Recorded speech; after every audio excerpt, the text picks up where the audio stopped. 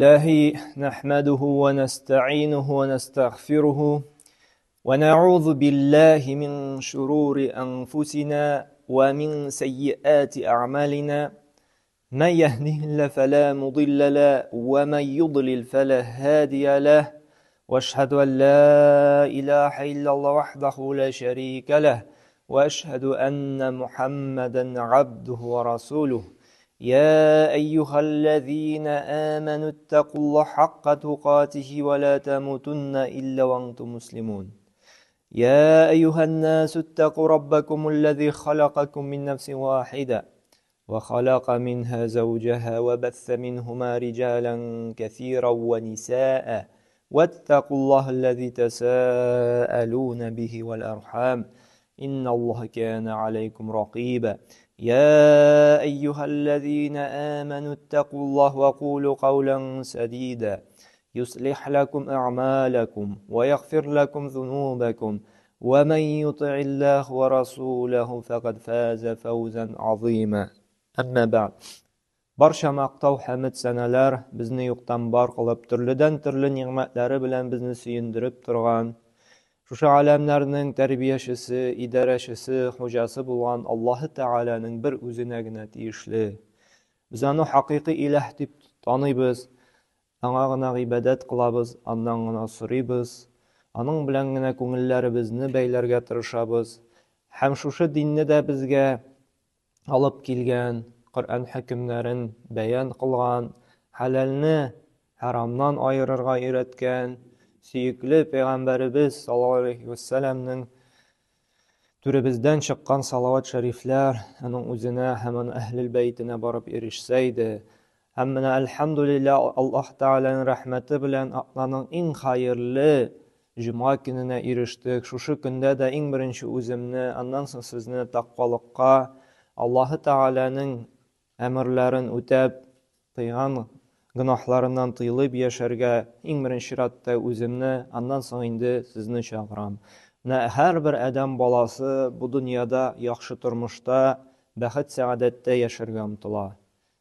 Yoxdur anday kişi, qaysısı zor dərəcələrə, zor oңышlarga erişip yaşarga tiləməgən. Barımız da rahatlıkны, yaxşılıkны tiley. Әмінə biz, Müslümanlar, Allahqa şanğan bəndələr, Allah-u Teala'nın kitabına müracaat etip sırav bergen var mı? Nişiksin bu dünyada yaxşı, bəxətli, saadetli turmuşda yaşap bula. Allah-u Teala nindi ameller kılganda adam balalarına rahat turmuş vere. Nerse işlese onu saadetke eriştire. Zor dereceler bire. Çünkü biz en birinci kişinin tecrübesine gine tugil bu dünyada algan Nindidir ilim gina tugil, en birinci Rabbimizin kitabına müracaat etirge tiyişlibiz, nindigine sırav tusaba. Tiliybiz iken, yaxşı yaşarga en birinci biz sırarga tiyişlibiz. Allah-u Teala nişlese adam balasına bəxtli turmuş veren. Həmine Nahl suresinin 97. ayetine süz gözümüzü düşürsek, biz görürüz. Allah-u Teala bari tek adam balalarının iki amelgine sırı. Eğer de kişiler de şuşu iki amelini işlese de, minalarga da bəxtli, yaxşı turmuş birəşəkmindi. Allah Subhanahu wa Ta'ala ite, Men amile salihan min zekerin ev unsa, وهو مؤمن فلنحيينه حياة طيبة ولنجزينهم أجرهم بأحسن ما كانوا يعملون دي. Kim de kim irad bulsunma, hatın kız bulsunma dey. İgilikli, izgi, hayırlı, yaxşı ameller kılayken dey. Hem şuşu amelleri dey Allah'a iman getirgen halette bulsa dey. Biz alarını dey en hayırlı, en yaxşı, bəxtli turmuşda yaşatacak bizdi. Hem işlerine qaraganda da dey, əcirlərin yaxşıraq etib, kübrək etib yazır bizdi. Nerse dey demek, mına şuşu ayetten Allah-u Teala beyan kıla. Ey adam balaları dey, eğer de şuşu bu dünyada rahat turmush kechirasing kela ekan deb bari tek ikki amal dey. Birinchisi iymon dey. Allohning borlig'ina, birligina ishonib, ul g'ina beruvchi, ul g'ina oluvchi, ul g'ina saqlovchi, ul g'ina rizqlantiruvchi.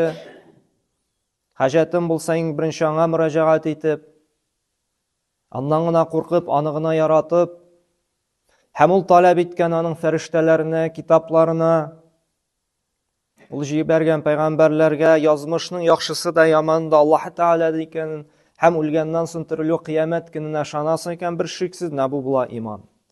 Agarda birarsinagina ishonmaysan ekan, sening iymoning yo'q degan so'z. Chunki bugungi kunda da men iymonli deylar, Allohga ishonaman deylar. Ammo qiyomat kuni inkor etalar. Shu bu oyatdan endi shiga. Bu oyatga kirmay.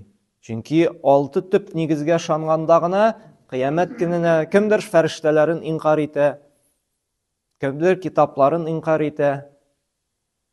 Allohdan ingan kitob tugul oldi, bir kishi yozgan kitobdi. Agarda biz bir shiksiz shu 6 iymonning negizini ishonmaymiz ekan, biz endi iymon ahllaridan bo'lmaymiz. Ham shu iymonlarimizni rostlab narsada igilikli, izgi, xayrli amallar qilsadi. Chunki aytgan so'zimizni, ko'ngildagi ishonuvimizni bizga rostlarga kerak narsa bilan, xayrli amallar bilan. Ko'nglim yaxshida, izgilikda desang, sening shu izgiliging ko'rsatilirga tiyish izgi amallar bilan.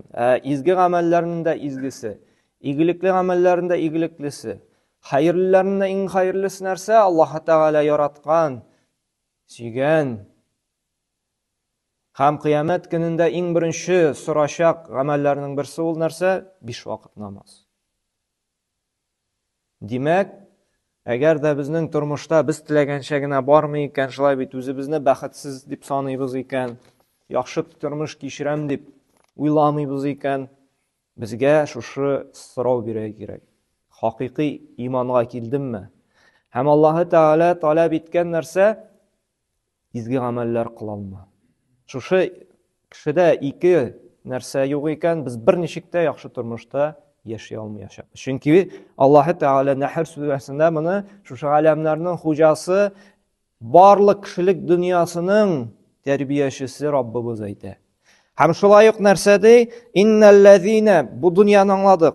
Hem şulay ahirette dedi Kehf suresinin 107. ayetinde aydı innellezine amen ve amilu salihati kanet lehum cennetul firdevsi nuzula.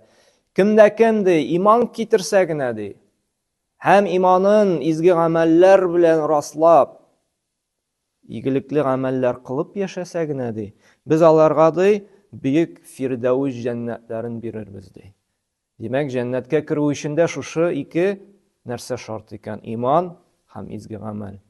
Hankura, eğer de imanım var deyip şu 6 nersege, 6 negizge aşanayken, ama izgilik kılığa, namaz okuğa, orazatlarga, tuğanlık jiplerini tuğa, sadaka berüge, hac umrelerge baruğa, etiyanini hürmet ettirge, fakir miskinlerin halin kirip alarga yardım etüden yirak yaşayken, amin min deyip üzüngine kaygırtıp yaşayken, bu ayetlerge indi ol kirmeyi. Çünkü Allah da talep ete ikisinde. İman hem izgi amel. Hem ikincisi de her bir kişinin zor oңышlarga erişesi kile, zor dereceler alası kile. Hem Allah Teala da ayta zor dereceler, zor oңышlar bireşekmin de bari tek narsa bilen gine de faydalı ilim bilen. Çünkü ilim faydalı bula, faydasız bula şulay bey. İlim bilmegenini bildirtu. Ay bir kişi aytı, nişe gine ilim faydasız da bulurga mümkün. Bar habik köp şulay bey faydasız ilimler. İnternetni açsan da kitaplar yazalar şulay bey. Nişe gittimanda sizdirtmeyişigine, bildirtmeyişigine türlü aferalar yasarga, nişe kişini aldalarga, nişe kişini kişiye көрсәтмейişigine urlarga, nişe özüne anın akşasını köçürüge, habit şunday, bu bütünse ilim. Şulay bey, bilmegenini bildirtesi, yani üretə, ama bu bütünüse faydasız, günahlı ilimler. Haber şulay faydalı ilim. Шулай бит, иң беренче, иң өстен файдалы гыйлем нәрсә ул? Адам баласына өйрәтү, ни өчен соң бу дөньяда яши? Нәрсәгә килде ул? Шушы җиһанга. Нәрсә өчен яши ул? Аның максаты нәрсә? Менә бу иң файдалы гыйлемнәрнең берсе. Һәм кая бара ул? Бу дөньядан киткәч нәрсә була? Менә бу иң файдалы гыйлемнәрнең дә берсе. Һәм Аллаһ Тәгалә әйтә, кем шушы файдалы гыйлемне үзләштерә икән, шушы файдалы гыйлемгә омтыла икән, без аларны дип зур дәрәҗәләргә күтәрербез ди. Аллаһ Субханаһу ва Тәгалә нәрсә ди? Муҗадала сүрәсенең 11-нче аятында Ярфа'иллаху аллазина аману минкум валлазина утул илма дараджат. Кем ди? Иман китерде, тагын иман шарт. Шулай бит. Аллаһ Тәгалә барлыгына, берлегенә шанып, инанып, күңеле белән шанып яшәде икән ди.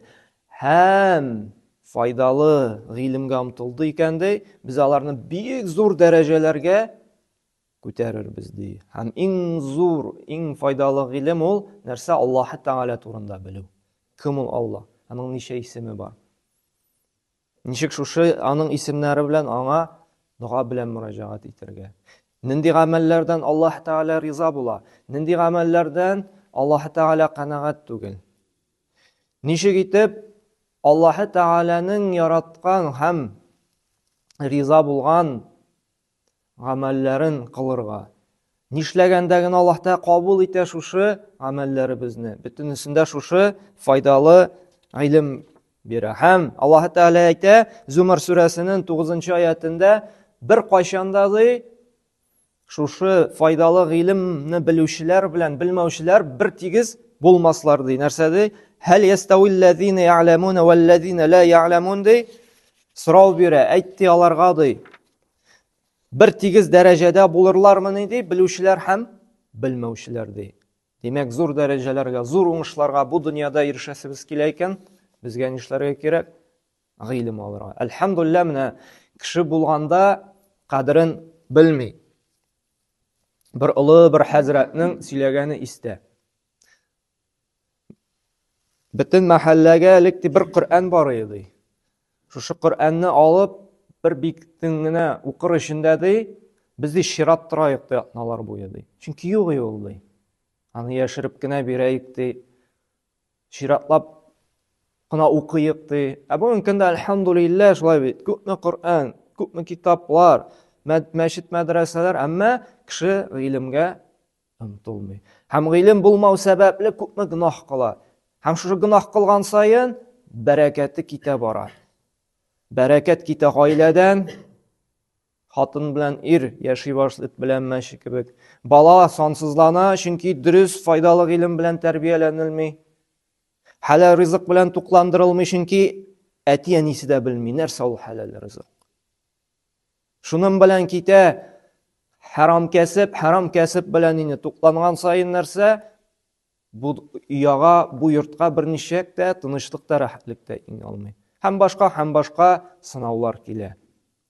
Бары тик файдалы гыйлем генә безне шушы аянычлы халәттән коткара ала. Һәм өченчесе, һәрберебезнең мул рәхәт тормышта яшисебез килә. Һәрберебезнең ризыгыбыз киң булуын тели. Шулай бит. Акчабызның да күп булуын, өстәлебездә, ризыгыбызда төрледән-төрле тәмле булуын. Һәм Аллаһ Тәгалә әйтә, җавап бирә, әгәр дә өстәлеңдә мул ризык булуын, кесәңдә гел акча булуын телисең икән ди, нәрсә ди? Төрле проблемалардан чыгу юлын табасың килсә ди. Уйламаган, көтмәгән җирдән ризык килүен телисең икән ди, нәрсә ди? Аллаһ Субханаһу ва Тәгалә Талак сүрәсенең 2 һәм 3 аятында "Ва ман яттақиллаһ ядж'ал лаһу махраҗа" ди. Тақвалык ди.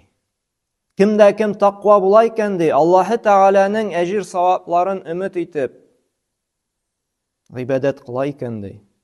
Изге гамәлләр эшли икән ди. Һәм Аллаһ Тәгаләнең газабыннан куркып, аның җәзасыннан сакланып, гынахлардан тыела икән ди.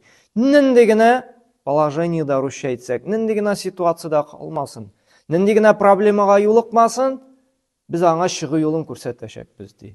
Без аның проблемасын шишергә ярдәм итәчәкбез ди. Һәм нәрсә ди? Тақва була икән ди. Ва ярзуху мин хайсу ла яхтасиб.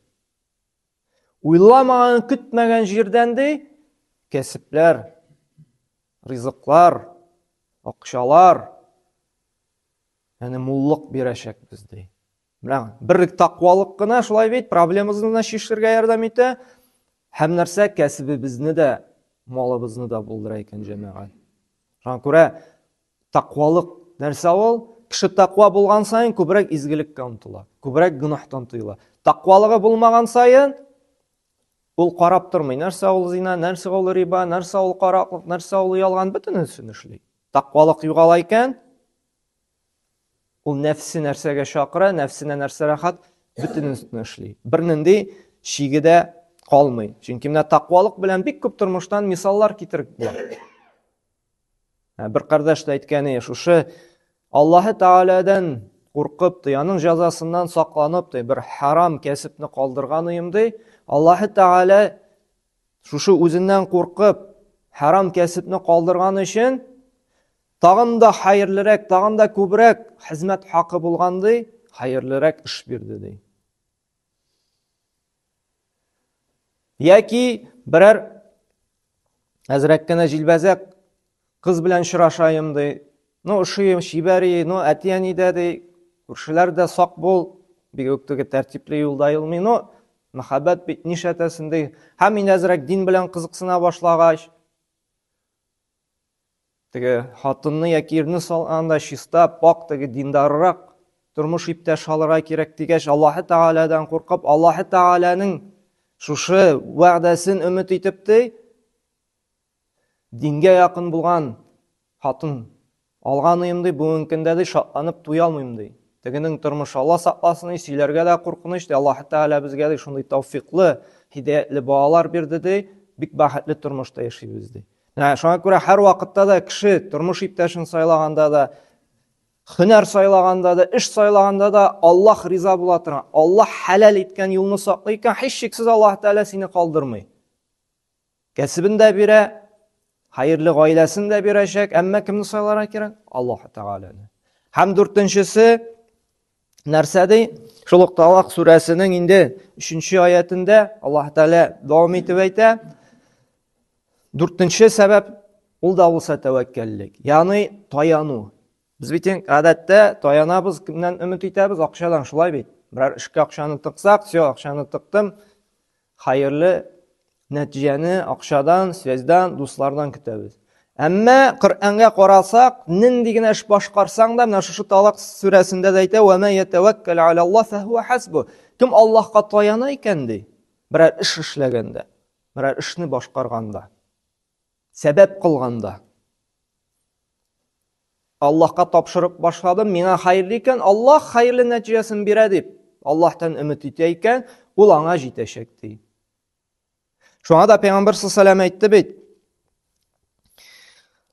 Сахих хадисендә: "Лау аннакум таваккалтум ала Аллаһ хакка таваккулухи ларазакакум кама ярзуку ат-тайра тагду химасан ва таруху битанан". Кемдә кем хакыйкый рәвештә Аллаһка тәвәккәлләсә ди, Аллаһ аны ашатачак ди, кышларны ашаткан кебек ди. Кышлар ди иртә белән оясыннан ди ач килеш чыгып китәләр ди, кич белән ояларына тук карын белән кайтып керәләр ди. Шуңа да Аллаһ Таала адәм балаларына әйтә: "Эш эзлибезме, кәсеп эзлибезме, халал җифет эзлибезме, башка төрле максатка ирешәсебез киләме? Әгәр дә, эй Раббым, миңа бирсәң иде дип, сиңа тапшырып чыгып китәм, һәм кыш кебек сәбәп кылсаң, кыш бит уяда ятмый, шулай бит, бүген көн салкын инде, бүген ашарга табып булмас инде, бүген кризис инде дип ятмый бит, шулай бит. Бүген эш юк инде дип, адәм баласы һаман зарлана, шулай бит. Эш юк инде, тегесе юк инде, монсы юк инде дип, һәм үзе берни сәбәп тә кылмый, зәп тә карамый, сорашмый да, яки әзгенә нәселкенә дә булмады бу ди. Кышлар бит бер кайчанда уяда ятмый. Алар гел сәбәптә, гел эзләндә, гел йөрүдә алар. Һәм шуңа да Аллаһ Таала бирә. Һәм адәм баласы да менә шулай гел хәрәкәттә, гел йөрүдә була икән, ул аңа эшендә бирә, ул аңа сәбәбен дә бирә, ул аңа акчасын да бирә, ул аңа гаиләсен дә бирә. Иллә дәмәгән нәрсә кирәк, хәрәкәт кирәк. Бер урында торырга кирәкми. Һәр вакытта да нәрсәдә? Йөрүдә, хәрәкәтләнүдә. Һәм шул вакытта гына нәрсә? Аллаһ Тәала бирәчәк. Әмма шушы йөргәндә дә, хәрәкәтләгәндә дә кемнән өмет итәргә кирәк, кемнән сорарга кирәк? Раббыбыздан. Связьдан да түгел, кешеләрдән дә түгел, туганнардан да түгел, дустан да түгел, Аллаһ Субханаһу ва Тааладан. Һәм бишенче сәбәбе, һәм шуның белән инде туктарбыз да, ул да булса, һәр вакытта да изгелеккә омтылу. Яхшы, бәхетле тормыш кичерәсең килә икән, һәр вакытта да менә иртә яңа көн туды икән, менә бүгеннән дә изгелек кыла алам. Кемгә ярдәм итә алам? Әлхәмдүлилләһ, хәзер бит изгелек юллары да күп, шулай бит. Гел ишетелә. Каядыр анда бер мәчеткә ярдәм кирәк, тәһарәтханәсен ремонтлыйсы бар, яки палас кирәк, яки ишетелә, менә бу балага операция кирәк, яки берәр күрше тирәбездә авыр хәлдә калган, шулай бит, авырта, берәр кыйммәтле дару, укол кирәк. Каядыр инвалидка, коляскага акча җыялар, шулай бит. Һәм булдыра алганча шуңа күп булмаса да 500 тәңкә, 100 тәңкә, әз генә булса да ярдәмебезне кертәбез икән, һәм тырышабыз икән, һәр вакытта да менә шулай ярдәмчел булырга, гел ниндидер файда китерергә, ниндидер чарада катнашырга, физик рәвештәме, матди яктанмы, гел менә күңелең изгелеккә тарта икән, Аллаһ Тәала нәрсә ди? Бу кешегә мин һәр вакытта да якын булачакмын ди. Инна рахматиллаһи карибун минал мухсинин ди. Аллаһ Тәаланың рәхмәтле, Аллаһ Тәаланың рәхмәте ди, игелекле кешеләр белән ди. Ягъни кем игелеккә, гел яхшылыкка, изгелеккә, хәйрлеккә омтыла икән ди, шул кешеләр белән Аллаһ Тәала ди. Ягъни шул кешеләр белән дигән сүз нәрсә? Бу кешеләргә Аллаһ Тәала дуасына җавап бирә. Аллаһ Тәала бу кешеләрне саклаячак һәм яклаячак. Хәл җазаул ихсану илля ихсан ди. Игелеккә җавап бары тик игелек кенә ди Аллаһ Тәала. Шуңа күрә гел син игелектә буласың икән, Аллаһ Субханаһу ва Тәала һәр вакытта да әҗерләрен бирәчәк. Нәрсә һәм ди, хәтта кешегә ярдәм итеп, кешеләргә берәр нинди чара оештырасың икән. Файда китерәсең. Әмма кешеләр сиңа рәхмәт әйтмәсә дә,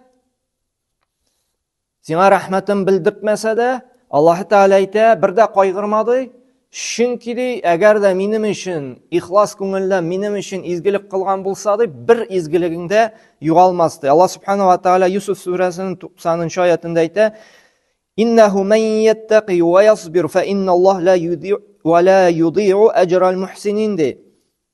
Дөреслектә кем ди? Тақва булды ди, һәм шушы Аллаһ юлында сабыр була икән ди. Кешеләрнең сүзе, әйткән сүзенә ихтибар итмичә, аларның зыянына сабыр булып ди. Белегез ди, Аллаһ игелек кылучыларның әҗрен юкка чыгармас ди. Менә бу безнең күңелләребезгә рәхәтлек бирә торган, тынычлык сала торган аят. Кеше рәхмәтен әйтмәсә дә, синең ярдәм итеп тә ул сиңа рәхмәт димәсә дә, шулай бит, безгә өмет итәргә кирәк әҗерне кемнән? Раббыбыздан. Чөнки адәм баласы шундый ул онытучан, аңа 100 яхшылык кылып та 101-нчесендә юк дисән, бер яхшылык та күрмәдем инде синнән диячәк. Шулаймы? Ә менә Аллаһ Тәала юк. Әгәр дә ихлас күңел белән, ишкерсез, Раббым әҗрен бирсен, Раббым риза булсын дип, җәннәтен теләп эшлибез икән, Аллаһ Тәала юкка чыкмас ди. Аллаһ Тәала һәр бер нәрсәне yazıp saklap bara. Aqulu qawli hada ve estağfirullah li ve lakum min kulli zanbin fe innehu'l gafurur rahim.